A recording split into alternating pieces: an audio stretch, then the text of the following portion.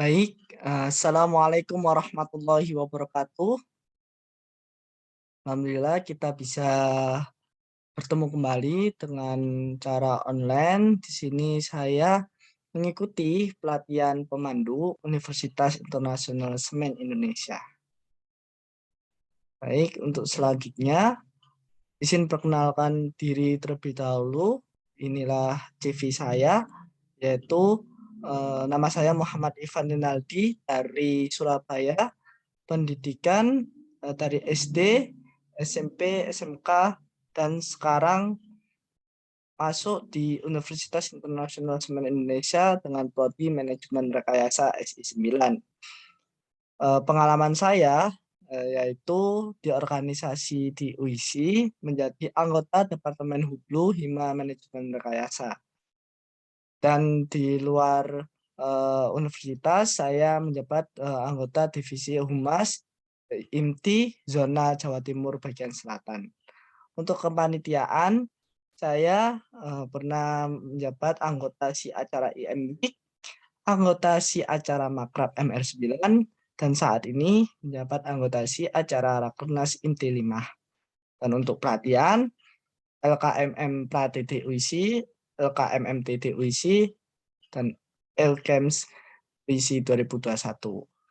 Jika ingin ditanyakan atau sharing bareng sama saya, bisa menghubungi kontak, bisa melalui IG, email, nomor WA yang tertera di CV saya.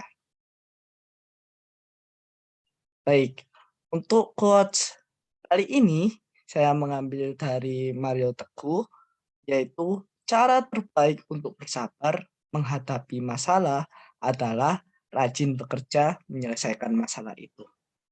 Maksudnya yaitu kita harus bersabar untuk menghadapi masalah yang kita hadapi saat ini. Dan kita harus rajin untuk menyelesaikan masalah itu. Karena jika kita menunda-menunda waktu untuk menyelesaikan masalah, akan semakin lama semakin menumpuk. Baik, jelas tadi dari quotes-nya, apa nih materinya? Nah, betul. Jadi, materi kali ini yaitu pengendalian konflik. Apa sih, pengendalian konflik itu? Nah, ini menurut KBBI, pengendalian adalah dari kata kendali, yaitu proses, cara, perbuatan, mengendalikan. Untuk konfliknya, yaitu percekcokan, perselisihan, pertentangan. Jadi, bisa disimpulkan bahwa pengendalian konflik adalah proses atau cara untuk mengendalikan suatu perselisihan. Nah, ini adalah jenis-jenis konflik. Yang pertama yaitu internal, yang kedua yaitu antar individu, dan yang ketiga yaitu antar kelompok. Jadi, untuk yang pertama internal, ini dari skilling kita. Untuk kedua antar individu, itu bisa dari satu dengan yang lain, dan yang ketiga yaitu antar kelompok, misalnya antar agama atau antar suku, gitu teman-teman.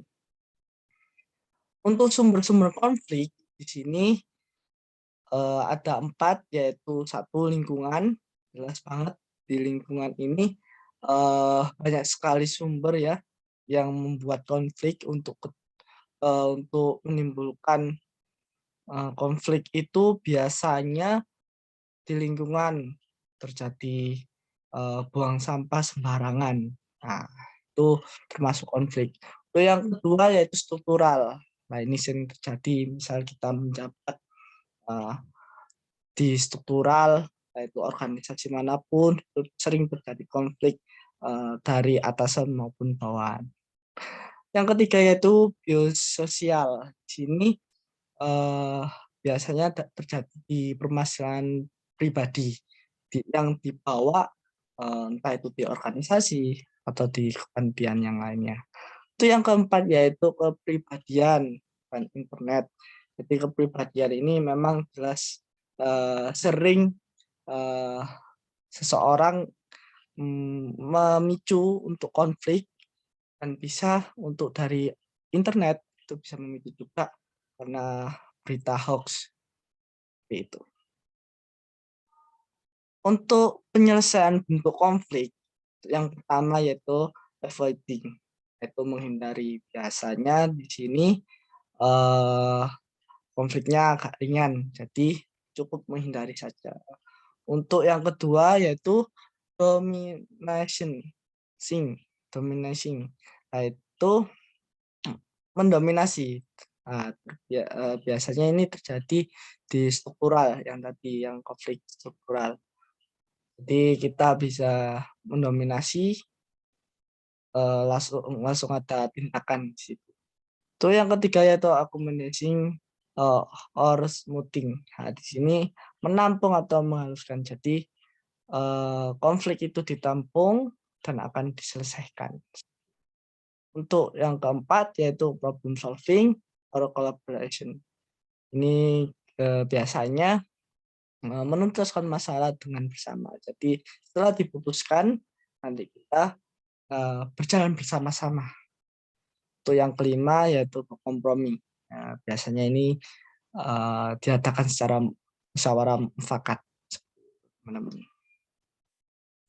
Nah, selanjutnya yaitu pengambilan keputusan. Apa sih pengambilan keputusan itu?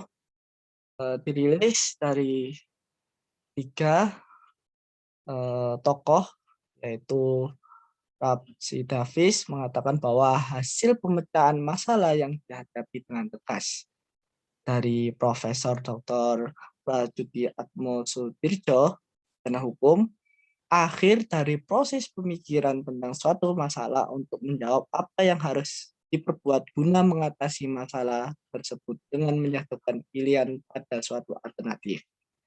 Terus selanjutnya dari SB Siangin, yaitu suatu pendekatan yang sistematis terhadap hakikat alternatif yang dihadapi dan mengambil tindakan menurut perhitungan merupakan tindakan yang paling tepat. Jadi pengambilan keputusan ini itu suatu proses untuk memecahkan masalah dan memutuskan dari konflik-konflik atau permasalahan yang kita hadapi dengan cara alternatif seperti itu.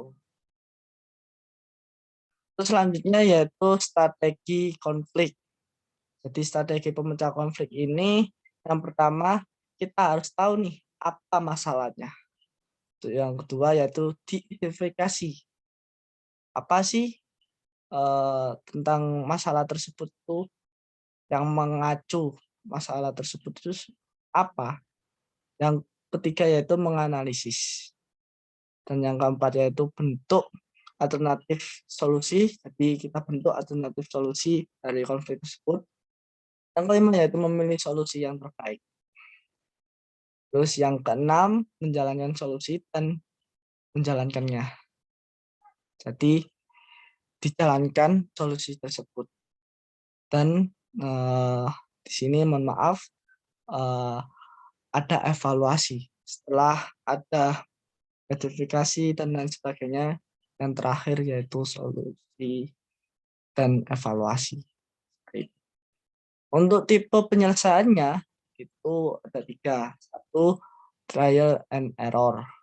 Di sini kita kebiasaan bahwa ada suatu konflik atau konflik, kita mencari solusi asal menebak itu. Coba satu-satu. Itu yang kedua, spekulasi. Nah, di sini cari aman. Jadi satu selesaikan dulu, terus yang maju yang lain. Yang ketiga yaitu pengalaman. Dari pengalaman salah satu orang untuk yang dulunya itu pernah menangani konflik. Untuk selanjutnya yaitu faktor pengaruh pengambilan keputusan. Ini ada internal dan eksternal. Di internal ada persepsi, emosi, pengalaman, dan eksternal ada kondisi, saran, dan informasi. Untuk prinsip pengambilan keputusan, nah ini ada 4. Ada prinsip efisien, prinsip fleksibilitas, prinsip ketersediaan alternatif, maaf, untuk yang selanjutnya yaitu prinsip adanya kendala. Baik, itulah sharing dari saya. Terima kasih atas perhatian. Sekian, wassalamualaikum warahmatullahi wabarakatuh.